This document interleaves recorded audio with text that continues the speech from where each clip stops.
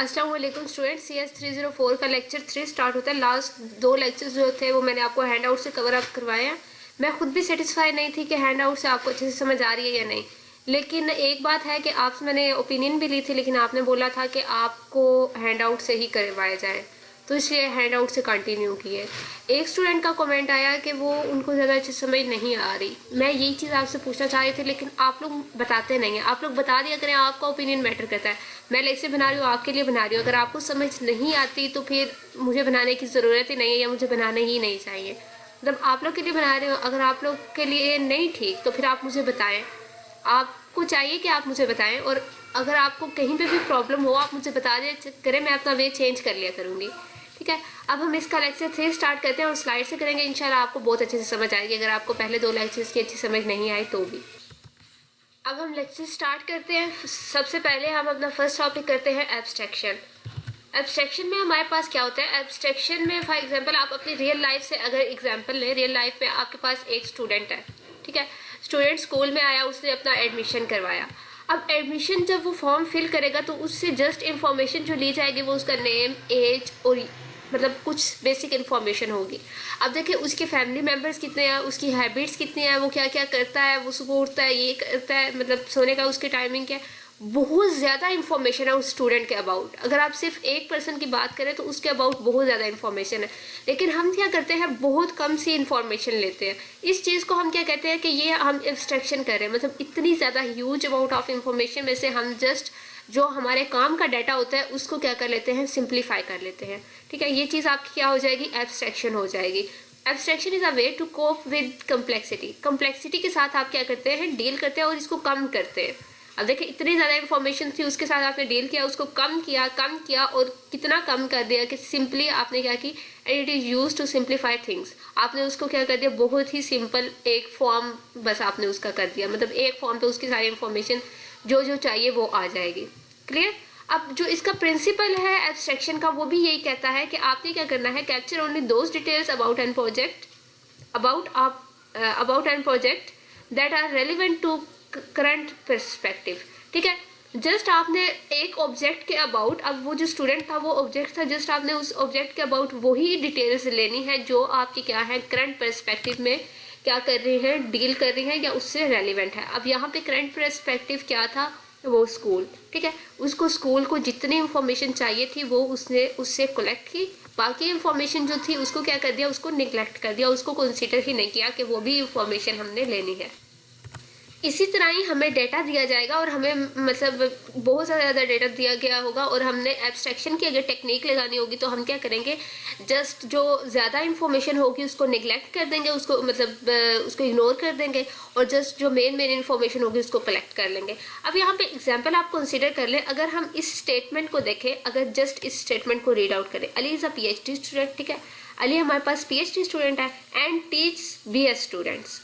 अब वो खुद जो है अली वो स्टूडेंट है PhD का, लेकिन वो पढ़ाता भी है BS के स्टूडेंट्स को। मतलब यहाँ पे एज अ टीचर वो रोल प्ले कर रहा है, यहाँ पे एज अ स्टूडेंट वो रोल प्ले कर रहा है।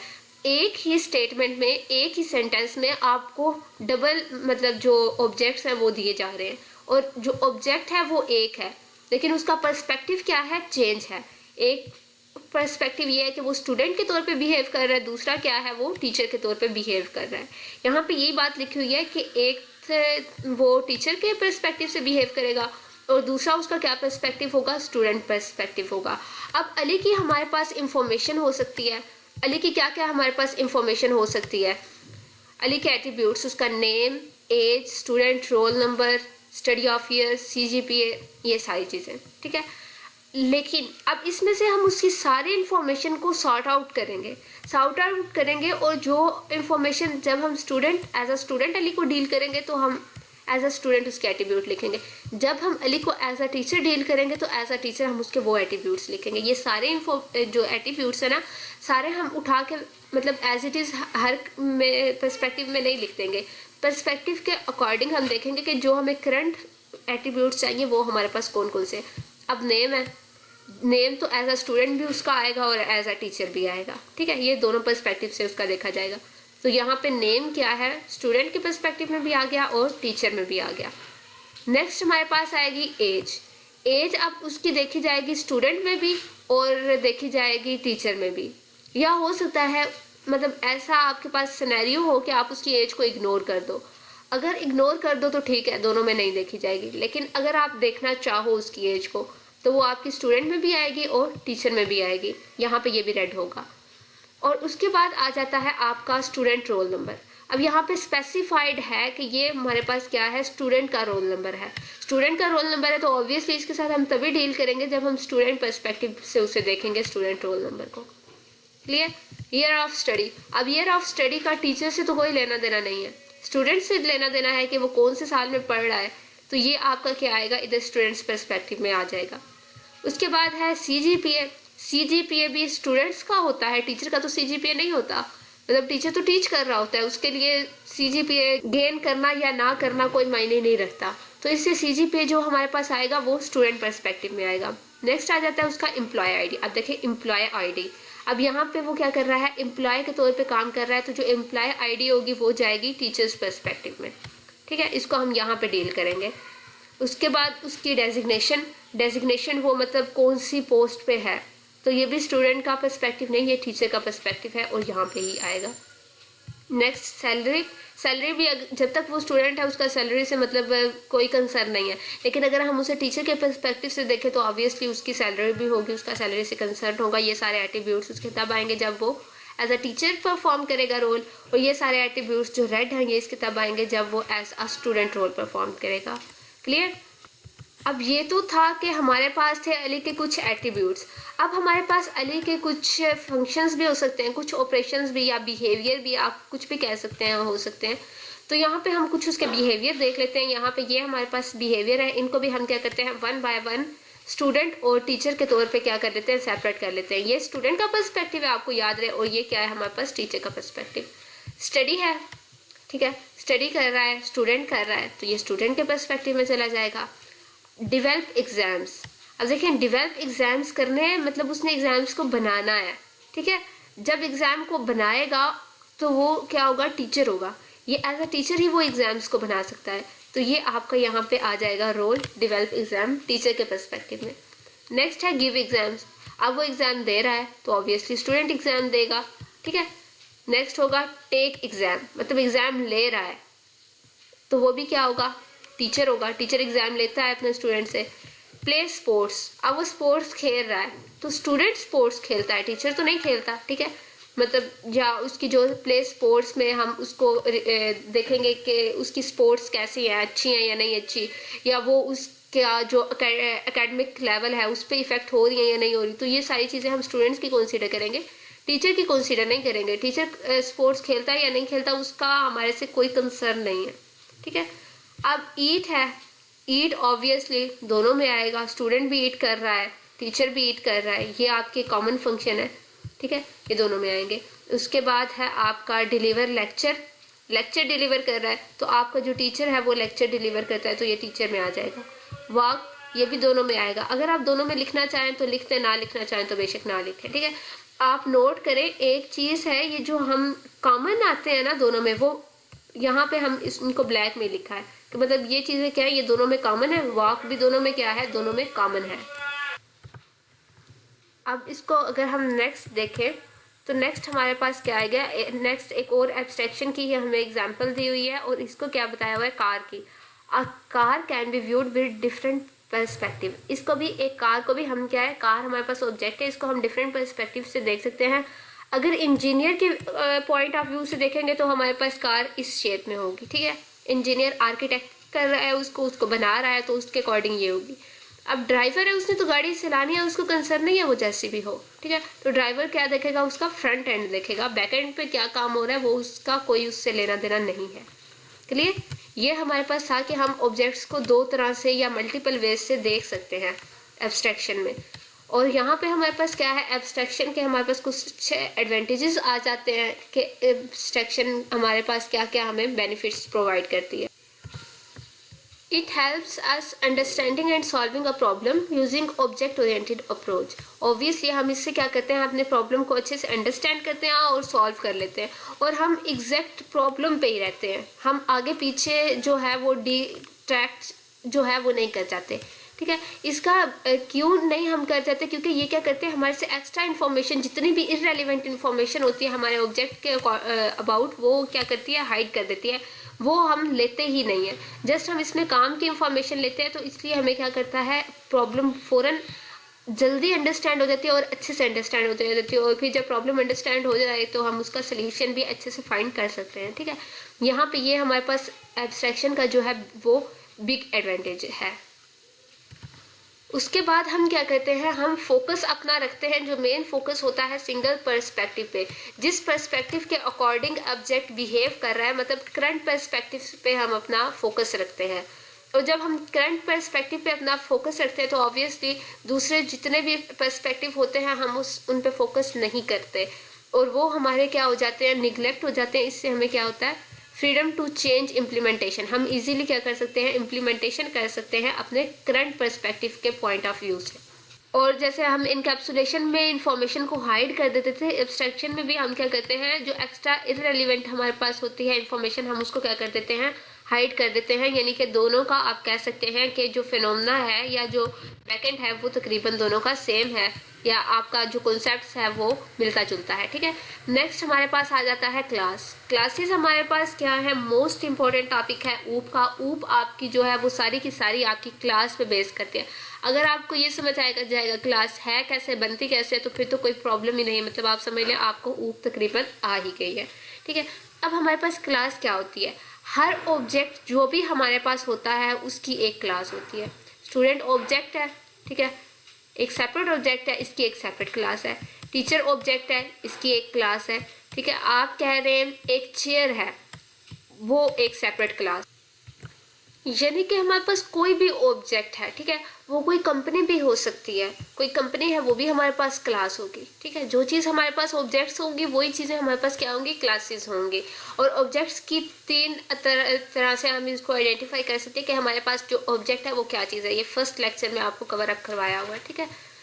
तो यहाँ पे क्या है, इसको रीड आउट कर लेते हैं। In OOP we create a general sketch for each kind of objects, ठीक है। हर ऑब्जेक्ट के लिए हम क्या करते हैं, एक स्केच बना लेते हैं अपने माइंड में, and then we create different instances, और फिर हम क्या करते हैं, उसके इंस्टेंसेस को क्रिएट करते हैं।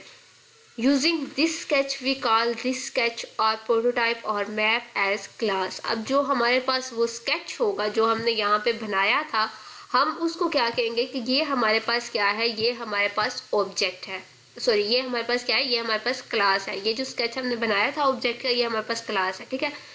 अब इसमें हमारे पास इंस्टेंसेस की बात आ जाती है कि इंस्टेंसेस हमारे पास क्या होते हैं। इसको हम नेक्स्ट स्लाइड में देखते हैं। All objects of same kind exhibit identical characteristics, ठीक है।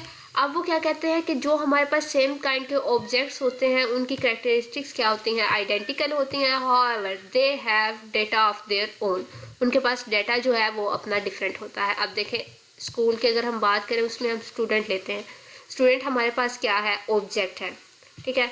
अब स्टूडेंट में हमारे पास अली आ रहा है, ठीक है, अहमद आ रहा है, और हमारे पास क्या है, शैला आप कह लेंगे ये आ रही है, ठीक है। ये तीनों क्या है, हमारे पास डिफरेंट ऑब्जेक्ट्स हैं।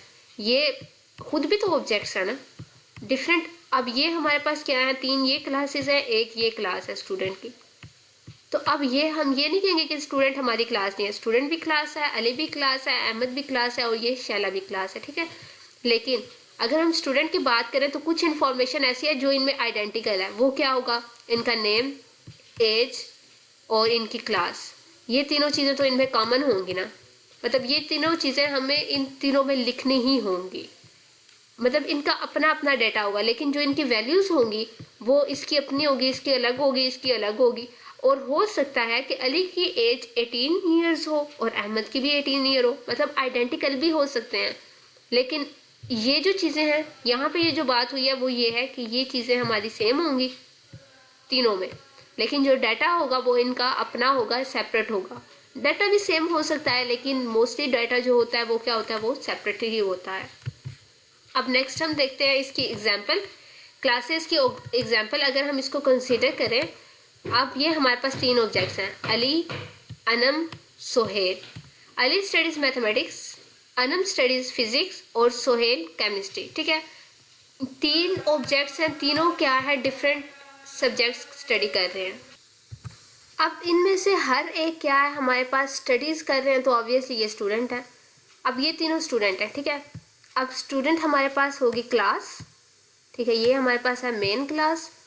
उसके बाद हमारे पास आएगा अली और अनम, और फिर हमारे पास आ जाएगा सोहेल, ठीक है। अब ये हमारे पास क्या होंगे, इस क्लास के इंस्टेंसेस होंगे, मतलब एक मेन क्लास, उसके ये इंस्टेंसेस। अब आपको समझ आया इंस्टेंसेस हमारे पास क्या होते हैं, मतलब जो मेन क्लास के ऑब्जेक्ट्स होंगे उनको हम बोलेंगे कि ये हमारे पास क्या है, इंस्टेंसेस हैं। यहाँ पे ये आपने ना थोड़ा सा मतलब जल्दी नहीं करनी इसको समझने में, ये कॉन्सेप्ट्स हैं आपके जो स्टार्टिंग के लेक्चर है। अगर आपके कॉन्सेप्ट्स क्लियर होंगे ना तो फिर आपको कोडिंग की कोई भी प्रॉब्लम नहीं होगी इंशाल्लाह, ठीक है। अगर आप लेक्चर कंटिन्यू करते हैं तो कोई भी इशू नहीं आएगा इंशाल्लाह। मेरी यही अटैम्प्ट होगी कि मैं आपको ईजीएस्ट वे में कराऊँ, ठीक है।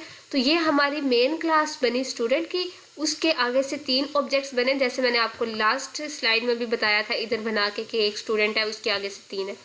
अब ये भी क्लास है, ये भी हमारे पास ऑब्जेक्ट है, लेकिन जो क्लास होती है वो हम एक ही को कंसीडर करते हैं कि ये भी हमारी क्लास होगी, और ये जो होंगे ऑब्जेक्ट्स ये उसके मेन क्लास के इंस्टेंसेस होंगे, ठीक है। अब हम आपके माइंड में हो सकता है क्वेश्चन आए कि हमने अली को क्यों नहीं एज आ क्लास लिया, क्योंकि ये भी तो हमारे पास ऑब्जेक्ट है ना। इसका आंसर भी आपको मिल जाएगा, इसको भी हम क्लास ले सकते हैं, ठीक है। ये नहीं कि हम इसको क्लास नहीं ले सकते, हम इसको क्लास ले सकते हैं, लेकिन अगर हम जस्ट स्टूडेंट को क्लास लें तो हम बोलेंगे कि ये 3 हमारे स्टूडेंट के क्या हैं, इंस्टेंसेस हैं, ठीक है, इंस्टेंस हैं। नेक्स्ट हमारे पास एक सेकंड एग्जांपल है, उसको भी हम देख लेते हैं ताकि आपको अच्छे से क्लियर हो जाए। यहाँ पे हमारे पास क्या है, एहसान टीच मैथमेटिक्स। अब आमिर जो है वो कंप्यूटर साइंस और आतिफ जो है वो फिजिक्स पढ़ा रहा है, तीनों पढ़ा रहे हैं, मतलब जो मेन इनकी क्लास है वो इनकी क्या है, हमारे पास टीचर इनकी होगी क्लास। और ये 3 क्या हुए, एहसन, आमिर और आतिफ, ठीक है। ये इसके क्या हो गए, इंस्टेंस हो गए इस क्लास के, ठीक है। ये तीनों इंस्टेंस और ये हमारे पास क्लास हो जाएगी। ये अब यहाँ पे ये जो टीचर है ना, इसका भी अपने क्लास है, मतलब ऑब्जेक्ट है, तो इसके अपने एट्रीब्यूट्स होंगे, मतलब इसके अपने डाटा मेंबर्स होंगे, और इसके अपने ऑपरेशंस बिहेवियर यानी कि फंक्शंस होंगे, ठीक है। अब अली के अपने होंगे, इन तीनों के अपने अपने होंगे, क्लियर। इसको हम नेक्स्ट देख लेते हैं कि हम क्लास को रिप्रेजेंट कैसे करते हैं। अब हम थोड़ा ना प्रैक्टिकली या थोड़ा कोड की तरफ मूव कर रहे हैं, और ये आपको मतलब बेसिक कॉन्सेप्ट्स हैं, ये आपके कवर अप होंगे, तो फिर आप नेक्स्ट जो होगे वो इजी रहेगा आपके लिए बहुत। क्लास को रिप्रेजेंट हम किससे करते हैं, एक रेक्टेंगल शेप से, ठीक है। अब नॉर्मल फॉर्म भी होती है हमारे पास क्लास की, और सप्रेस्ड फॉर्म भी होती है। सप्रेस्ड फॉर्म में हमारे पास क्या होता है, हम डिटेल शो नहीं करते, कोई भी डिटेल नहीं लिखते, जस्ट क्लास नेम लिख देते हैं, एक रेक्टेंगल बॉक्स बना देते हैं।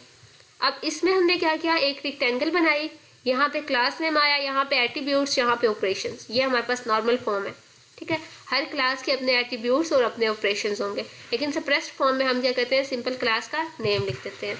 इसको हम देख देते हैं कि इसको हम कैसे लिखेंगे। यहाँ पे ये देखें, अगर हमारे पास क्लास नेम सर्कल हो, जस्ट सर्कल आपके पास क्लास नेम है, तो सप्रेस्ड फॉर्म में वो क्या जाएगा, सर्कल क्लास का नेम, लास्ट स्लाइड से देखें। और यहाँ पे सर्कल क्लास नेम, यहाँ पे एट्रीब्यूट्स, एट्रीब्यूट उसका फर्स्ट क्या है, सेंटर, सर्कल में एक सेंटर होता है, ठीक है, और सेकंड उसका क्या है, रेडियस। ये 2 इसके एट्रीब्यूट्स हैं सर्कल के अपने। और फिर हम क्या करते हैं, सर्कल को ड्रा करना है, ये ऑपरेशन है, एक्शन है जो हम परफॉर्म करते हैं, ठीक है, यानी कि फंक्शन है। और नेक्स्ट हमारे पास क्या है, कंप्यूट एरिया, उसका एरिया फाइंड करना है, ये भी हमारे पास क्या होगा, फंक्शन होगा, क्लियर। इसको हम यू रिप्रेजेंट करेंगे। और यहाँ पे नेक्स्ट हमारे पास क्या है, एक एग्जांपल हम ले लेते हैं पर्सन की। अगर हमारे पास क्लास का नेम पर्सन हो तो सप्रेस्ड फॉर्म में तो सिंपल पर्सन आ जाएगा, लेकिन जब हम नॉर्मल फॉर्म की बात करेंगे तो पहले हम उसके एट्रीब्यूट्स लिखेंगे, नेम, एज, जेंडर। यहाँ पे हम और भी एट्रीब्यूट्स लिख सकते हैं, लेकिन हम क्या कर रहे हैं, जस्ट मेन लिख रहे हैं, ठीक है। उसके बाद यहाँ पे जो फंक्शन होंगे वो क्या है, एक ईट का है और एक हमारे पास क्या है, वॉक का। ये हमने अलग अलग लाइन पे अलग अलग फंक्शंस को क्या क्या मेंशन कर दिया, क्लियर।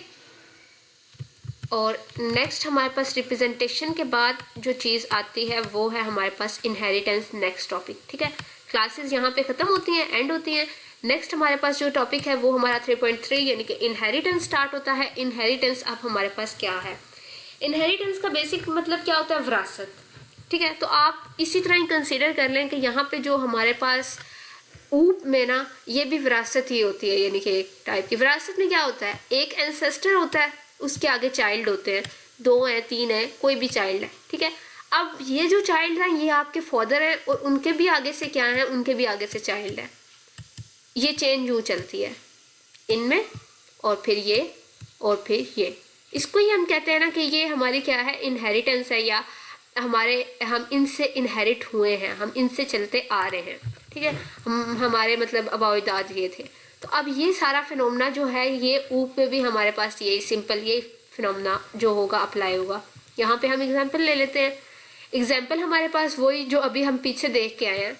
एक स्टूडेंट था, ये क्या हुआ, मेन क्लास, और इससे आगे क्या निकले, अली निकला, अहमद निकला, और भी स्टूडेंट्स निकले। ठीक है, ये जस्ट एक रफली सी एग्जाम्पल कंसीडर कर लें। अब इसको रीड आउट कर लेते हैं। A child inherits characteristics of its parents.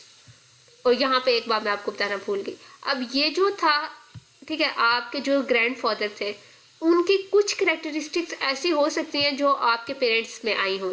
कुछ मतलब हो सकता है उनके बाल जो हैं वो ब्लैक हों और आपके पेरेंट के बाल भी ब्लैक हों, और हो सकता है उनकी मतलब फेस भी सिमिलैरिटी आ सकती है उनमें, क्योंकि जीन्स उनके सेम हो सकते हैं। ठीक है, और कभी कभार तो ऐसे होता है कुछ डिजीजेस भी कॉमन हो सकती हैं।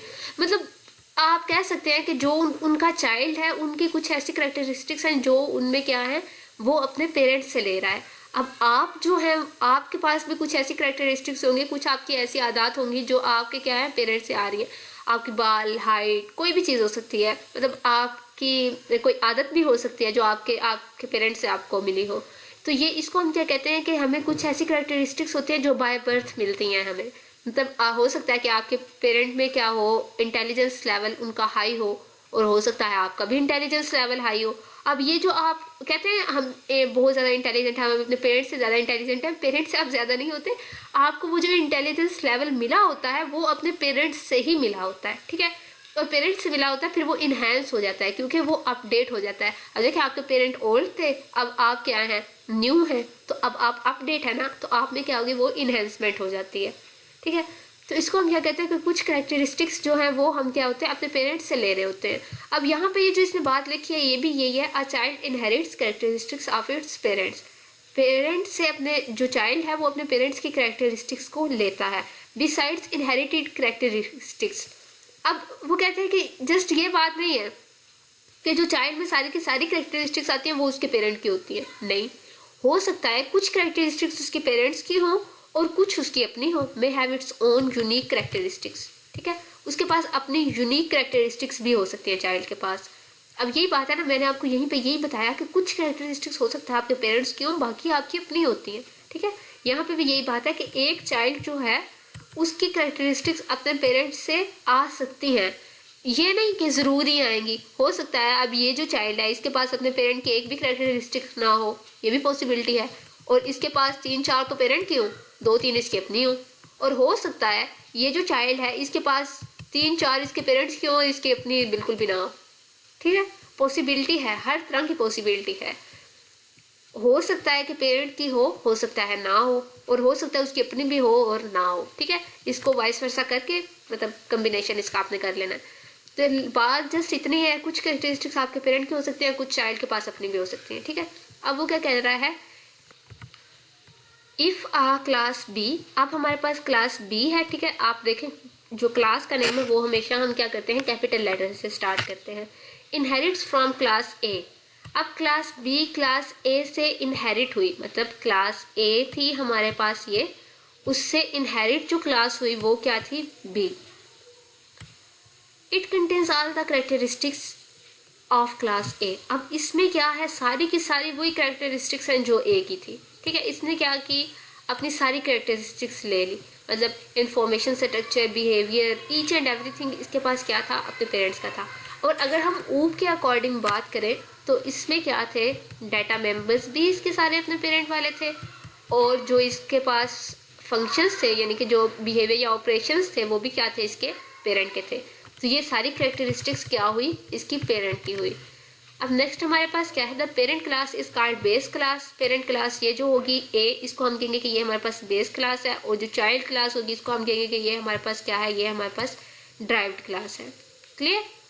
अब वो क्या कहता है यहाँ पे, वही इसमें बात लिखी हुई है, ये जो ऊपर लिखी हुई है कि ड्राइव्ड क्लास जो हमारे पास होगी, जो हमारे पास बी क्लास है, उसके पास पेरेंट की भी हो सकती है, मतलब इनहेरिटेड कैरेक्टरिस्टिक्स जो उसके पेरेंट्स से उसे मिली हैं, और उसके पास अपनी यूनिक कैरेक्टरिस्टिक्स भी हो सकती हैं। ठीक है। इनहेरिटेंस हमारे पास है क्या, बेसिकली इनहेरिटेंस हमारे पास क्या है, रिलेशनशिप है। देखिए, inheritance is a kind of relationship. इसको हम लिखते कैसे हैं, या इस आ का क्या मतलब है, ये आप नेक्स्ट देखिएगा फिर आपको पता चलेगा। देखिए, class B is a child of class A, ठीक है, इज आ मतलब इन दोनों के दरमियान क्या है, रिलेशन है। इनहेरिटेंस में हमारे पास क्या होता है, क्लासेस के दरमियान रिलेशन होता है। इसकी एग्जाम्पल आप ले लें। फर्स्ट एग्जाम्पल हमारे पास आ जाती है पर्सन की। ठीक है। अब हमारे पास एक है पर्सन की हमारे पास क्लास है। ठीक है। अब जो पेरेंट्स वाली मैंने आपको आपके पेरेंट्स की बात बताई, वो आप जरा छोड़ के ऊप की तरफ आए, ऊप के पेरेंट्स की बात करें। ठीक है। ऊप में जो क्लासेस हैं, अब यहाँ पे एक क्लास थी पर्सन। अब यहाँ पे एक बात आपने नोट करनी है कि मैं बार बार ऑब्जेक्ट का वर्ड जो है वो यूज़ नहीं करूँगी। अब हम ऊप में जा रहे हैं, तो अब हम क्लासेस वर्ड के साथ डील करेंगे। पर्सन हमारे पास एक क्लास है, स्टूडेंट हमारे पास सेकंड क्लास है, और टीचर हमारे पास थर्ड क्लास है, फोर्थ क्लास हमारे पास डॉक्टर है। अब एक बात है, स्टूडेंट टीचर डॉक्टर तीनों ही क्या होते हैं, पर्सन होते हैं। कोई एनिमल तो नहीं ना होते, ऑब्वियसली पर्सन होते हैं। तो इनकी जो मेन क्लास होगी वो पर्सन होगी। पर्सन से इनहेरिट किया इन तीनों ने इनहेरिट किया, और ये तीनों अपने अलग अलग मतलब इनकी अपनी अलग कैरेक्टरिस्टिक्स भी हो सकती है। अब देखें ना, स्टूडेंट है, अब पर्सन की कैरेक्टरिस्टिक्स तो इसमें आएंगी, मतलब 2 हाथ हैं 2 पाँव है, ये सारी कैरेक्टरिस्टिक्स तो इसमें आएंगी, लेकिन इसका नेम अपना होगा। ठीक है। इसकी अपनी भी कुछ यूनिक कैरेक्टरिस्टिक्स भी होंगी, कुछ इसे पर्सन से मिलेंगी, सेम लाइक टीचर और डॉक्टर। यहाँ पे हम देख लेते हैं कि हमारे पास इनके जो एट्रीब्यूट्स और इनके जो ऑपरेशंस आएंगे वो हमारे पास क्या होंगे। ठीक है। Each derived class is a kind of its base class. यहाँ पे ये हमारे पास ड्राइव्ड क्लासेस हैं, ये तीनों। ठीक है, ये तीनों, और ये हमारे पास क्या है, ये हमारे पास बेस क्लास है, और ये हमारे पास क्या है, each derived class is a kind of its base class. मतलब जो इसकी बेस क्लास होगी उसी की टाइप की ये होगी। अब स्टूडेंट है, ऑब्वियसली ये पर्सन होता है। ठीक है। अब यहाँ पे हम देख लेते हैं, पर्सन में हमारे पास कॉमन जो चीज़ें हैं, नेम है, इन तीनों का नेम होगा। ठीक है। जो भी मतलब जहाँ पे भी जाओ आपका नेम तो हो गई। ये तीनों में चीज़ें कॉमन है, जो जो चीज़ें इन तीनों में कॉमन है वो हम ऊपर पर्सन में लिख देंगे, मतलब मेन क्लास में। और फिर हमारे पास आ जाती है एज इन तीनों की है। ठीक है, एज आ गई। जेंडर भी इन तीनों में है। ठीक है, जेंडर भी आ गया। ईट भी ये तीनों करते हैं, वो भी आ गया। वॉक भी ये तीनों करते हैं, आ गया। अब ये सारी कैरेक्टरिस्टिक्स जो हैं वो इन तीनों की हैं। ठीक है। अगर हम सिर्फ स्टूडेंट की क्लास को डील करें तो हम इसकी अपना जो इसके डाटा मेंबर्स हैं वो प्रोग्राम है और स्टडी ईयर है। लेकिन इसके अगर स्टूडेंट के डाटा मेंबर पूछे जाएं तो इसके डाटा मेंबर हमारे पास 2 तो ये है, और 3 ये हैं जो इसे अपने पेरेंट्स से मिले हैं। ठीक है। ये इनहेरिट कर रहा है तो इसको पेरेंट्स वाली कैरेक्टरिस्टिक्स भी मिलेंगी, और अपने जो इसके ऑपरेशंस हैं वो ये 2 हैं, लेकिन जो इससे पेरेंट्स से मिल रहे हैं वो ये 2 भी हैं। ठीक है। मतलब स्टूडेंट जो है वो ईट और वॉक भी करेगा, स्टडी और हेल्ड एग्जाम तो उसने करना ही करना है। ये इसकी यूनिक कैरेक्टरिस्टिक्स हैं, और ये इसकी वो इनहेरिटेड कैरेक्टरिस्टिक्स हैं जो इसे क्या हुई हैं, अपने पेरेंट्स से मिली। ठीक है। इसी तरह बाकी दोनों का भी अगर आप देखें, इनके कुछ सेपरेट भी हैं। ठीक है, यूनिक इनके कुछ हैं एट्रीब्यूट्स, और कुछ इसे इनके क्या हैं, पेरेंट्स से मिले। अब अगर टीचर की बात करें तो इसके पास भी 5 हैं, 2 इसके अपने यूनिक, 3 ये वाले, नीचे भी ऑपरेशंस भी 2 इसके अपने यूनिक, और ये इनहेरिटेड। ठीक है, क्लियर हो गया। अब यहाँ पे हमारे पास क्या है, student is a person, student is a person. ठीक है, इसके दरमियान रिलेशन बन रहा है। Teacher is a person, relation बन गया। Doctor is a person, relation बन गया। मतलब ये तीनों इससे क्या हुए, इनहेरिट हुए। क्लियर। अब हम इसमें देख लेते हैं एग्जाम्पल 2। एग्जाम्पल 2 में हमारे पास क्या होगा, शेप। अब शेप में हमारे पास क्या क्या चीज़ें आ सकती है, लाइन। अगर सिंपल लाइन लिखें तो ऑब्वियसली वो भी क्या है, शेप। सर्कल भी शेप है, ट्रायंगल भी शेप है, इसलिए मेन क्लास शेप होगी, और ये तीनों क्या होंगे, इससे इनहेरिट करेंगे। और इसके जब हम नेक्स्ट इसमें एट्रीब्यूट्स वगैरह लिखेंगे तो फिर हमारे पास क्या होगा, कलर होंगे, वो इन तीनों में कॉमन है। ठीक है, तीनों का कलर होगा, और उसके बाद तीनों की कोड होगी। अब तीनों को हम ड्रा भी कर सकते हैं, रोटेट भी कर सकते हैं और सेट कलर भी कर सकते हैं। ये वो एक्शन है जो हम परफॉर्म कर सकते हैं, ठीक है। अब ये सारी चीज़ें इनमें क्या है, कॉमन है, तो ये हमने क्या की, बेस क्लास में रख दी और जो इनके यूनिक एट्रीब्यूट्स है वो इनके अपने में रख दिए। अब सर्कल है, इसका रेडियस होता है, आपने कभी देखा कि लाइन का कोई रेडियस हो? ऑब्वियसली बहुत बेतुकी सी बात है, लाइन का रेडियस नहीं होता, लाइन की लेंथ होती है। तो ये इसका अपना यूनिक करेक्टरिस्टिक्स थी, वो इसकी सेपरेट आ गई, ठीक है। उसके बाद ट्रायंगल है, इसका एरिया होता है, सॉरी इसका एंगल होता है ट्रायंगल का, ठीक है। लाइन का कोई एंगल नहीं होता, तो बिल्कुल स्ट्रेट होती है, और सर्कल का भी कोई एंगल नहीं होता, क्लियर। उसके बाद कुछ इनके ऑपरेशंस हैं जो इनमें सेपरेट होते हैं, या ये ऑपरेशंस क्या हैं या कैसे हैं, ये इसको करने की ज़रूरत नहीं है, ठीक है। अब देखिए ये ड्रा है, इसका ये अपना भी है और इसको इसके पेरेंट से भी मिल रहा है, तीनों का अपना भी है और तीनों को पेरेंट से भी मिल रहा है। और same circle is a shape, circle भी शेप है, लाइन भी और ट्रायंगल भी, क्लियर।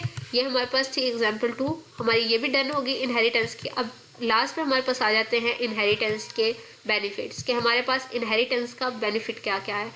एक तो ये है कि ये रीयूज नहीं हम इसको करते हैं, ठीक है। जो भी मटेरियल रीयूज होता है वो कम हो जाता है, रिडंडेंसी कम हो जाती है। रिडंडेंसी क्या होता है कि रिपीट जो भी चीज़ें आ रही है ना, मतलब बार बार आ रही हैं, उनको हम रिड्यूस कर देते हैं।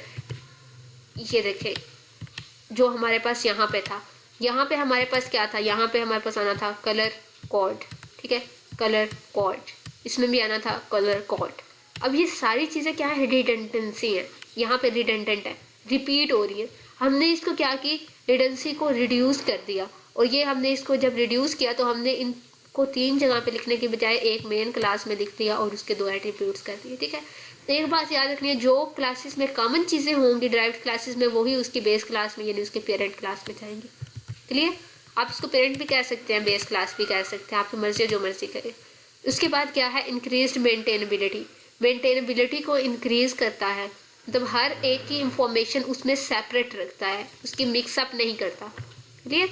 उसके बाद फर्स्ट जो है बेनिफिट वो हमारे पास ह्यूज बेनिफिट है, तो इसको हम देख लेते हैं कि ये हमारे पास क्या है। ऊपर जब मैंने आपको बताया कि ये हमारे पास बेनिफिट है, मैंने इतने अच्छे से इसको एक्सप्लेन नहीं किया, वो इसीलिए क्योंकि ये नीचे आ रहा था। अब रीयूज का हमारे पास क्या होता है कि फिर मैं आपको लास्ट स्लाइड की तरफ लेके चलूँगी। यहाँ पे ये देखें, यहाँ पे अब ये जो कलर है इसको सर्कल यूज़ कर सकता है, बिल्कुल कर सकता है, क्योंकि वो उसका पेरेंट है। अब इस ड्रा को सर्कल यूज़ कर सकता है, कर सकता है, लाइन कर सकती है, ट्रायंगल कर सकती है ऑब्वियसली। अब मतलब इन सारी चीज़ों को, ये तीनों चीज़ें, मतलब ये तीनों जो भी ड्राइव्ड क्लासेस हैं ये यूज़ कर सकती हैं, और इनको भी यूज़ कर सकती हैं ऑब्वियसली। मतलब देखें आप, ये जो एट्रीब्यूट्स हैं या ये जो इसकी कैरेक्टरिस्टिक्स हैं ये रीयूज़ हो रही हैं, मतलब हर कोई इसको यूज़ कर सकता है। और ये नहीं एक बार यूज़ करो, 2 बार यूज़ करो, 3 बार यूज़ करो, जितनी क्लासेस हैं उतनी टाइम हम इनको क्या कर सकते हैं, यूज़ कर सकते हैं, ठीक है। ये है रीयूजेबिलिटी, कि हम इसको रीयूज़ करें। Main purpose of inheritance is reuse, main purpose ही हमारे पास क्या है, रीयूज़ का है। We can easily add new classes by inherited from existing classes, हम न्यू क्लासेस को ऐड कर सकते हैं इनहेरिटेड फ्रॉम एग्जिस्टिंग क्लासेस। का मतलब क्या है कि जो हमारे पास क्लास ऑलरेडी एग्जिस्ट कर रही है, हम उससे इनहेरिट कर सकते हैं अपनी न्यू क्लासेस को। यहाँ पे इसकी एग्जांपल मैं आपको देती हूँ, यहाँ पे फिर मैं आपको लास्ट स्लाइड की तरफ लेकर चलूँगी।